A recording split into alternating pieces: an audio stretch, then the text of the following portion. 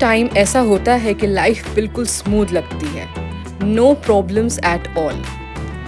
कभी कभी कुछ रास्ते इतने मुश्किल लगते हैं कि लगता है जैसे ये सफ़र कभी ख़त्म ही नहीं होगा। हर मोड़ पर थकान होती है और हर कदम पर एक नया चैलेंज। पर शायद उन रास्तों का मकसद मंजिल तक पहुंचाना नहीं होता, बल्कि हमें कुछ सिखाना होता है।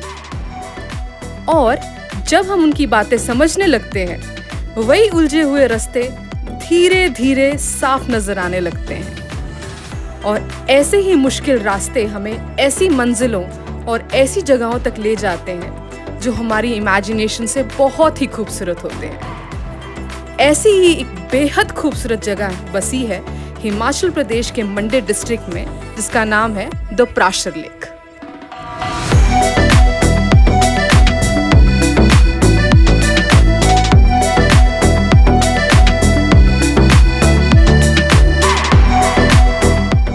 यहाँ आते ही आपका वेलकम करता है द ब्यूटीफुल ब्लू स्काई।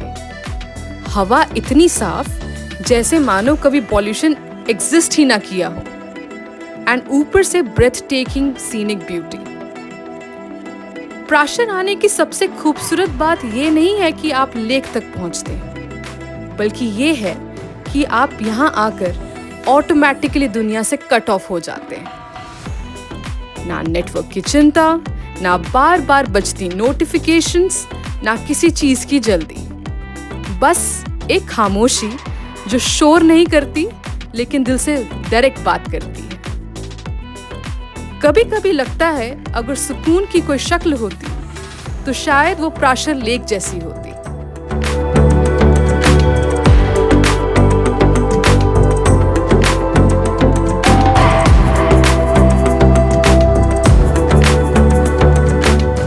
यहाँ ट्रैफिक की आवाजों की जगह हवाओं का म्यूजिक है, और भीड़ की अफरा तफरी की जगह पहाड़ों की गहरी सांसें। बर्फ से ढकी धौलाधार रेंजेस के बीच बसा प्राशर सिर्फ एक टूरिस्ट डेस्टिनेशन नहीं है, बल्कि एक ऐसी जगह है जो मुसाफिर को थोड़ी देर के लिए ठहर कर इसकी रिलीजियस सिग्निफिकेंस को सुनने पर मजबूर कर देती है।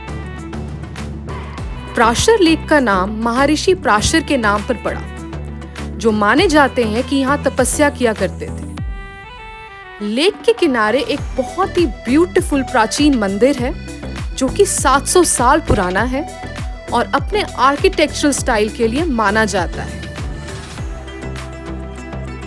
ये मंदिर अप्रॉक्सीमेटली 14th सेंचुरी में मंडी के राजा बाणसेन ने महर्षि प्राशर के सम्मान में बनवाया था।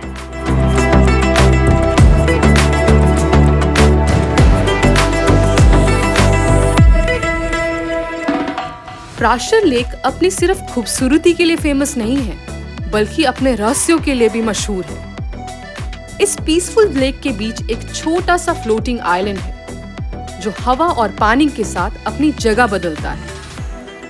आज तक कोई भी इसके अनोखे राज को पूरी तरह समझ नहीं पाया।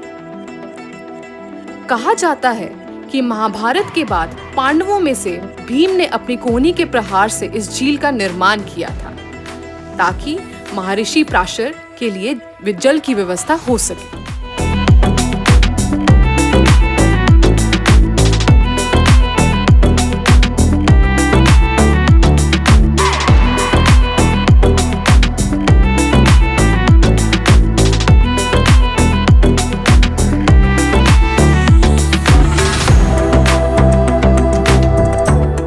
प्राशर की शांति और खूबसूरती के बीच मैंने भी कुछ देर के लिए बचपन को वापस फिर जी लिया।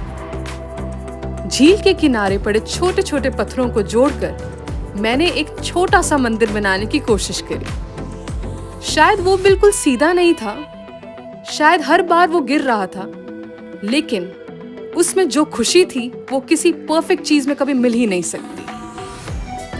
हर पत्थर रखते हुए ऐसा लगा जैसे वक्त थोड़ी देर के लिए रुक सा गया हो।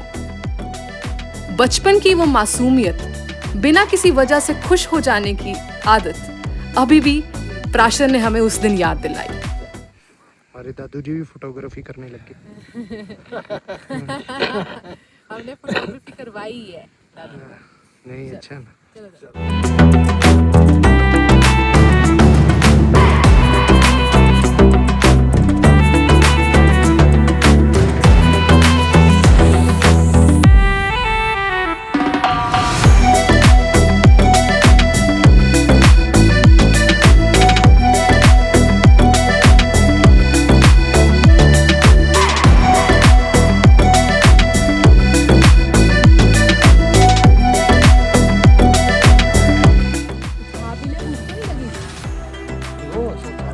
प्राशर सिर्फ एक टूरिस्ट डेस्टिनेशन ही नहीं, बल्कि एक परफेक्ट पिकनिक स्पॉट भी है।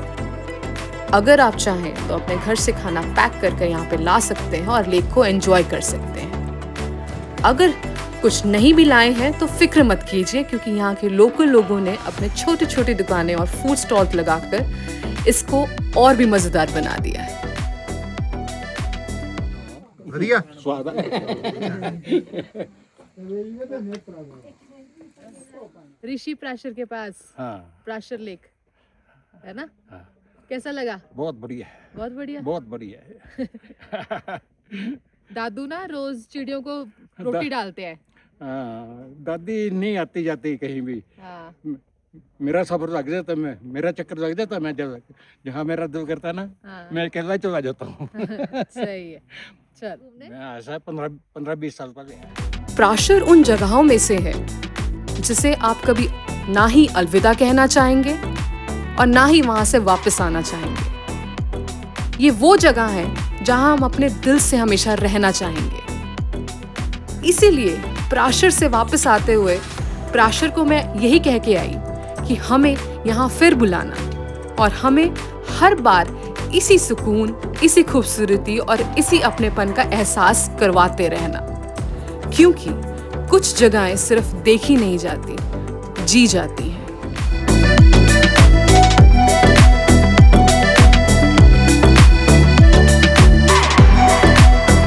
प्राशर एक ऐसी जगह है जो छोड़ने के बाद भी आपके दिल में बसी रहती है और फिर से लौट कर आने का बहाना बन जाती है।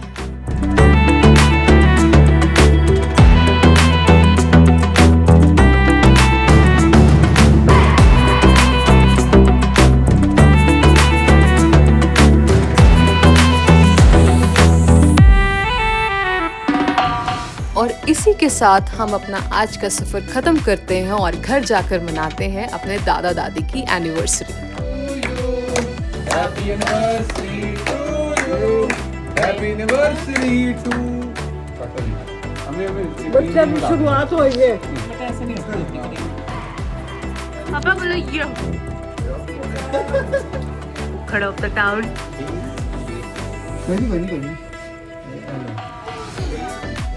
चल, हैप्पी थैंक यू।